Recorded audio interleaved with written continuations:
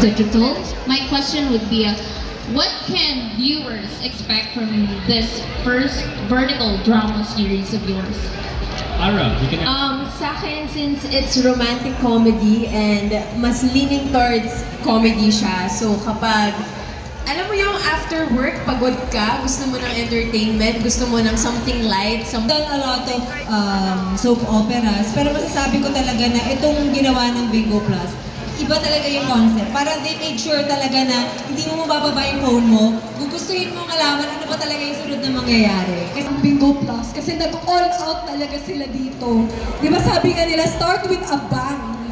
Kaya nakakatuwa na ginawa nila to. Sa mga hindi pamilyar sa vertical series, yun yung mga pagano na nakikita nyo sa mga online app, and it's only around 1 to 2 minutes.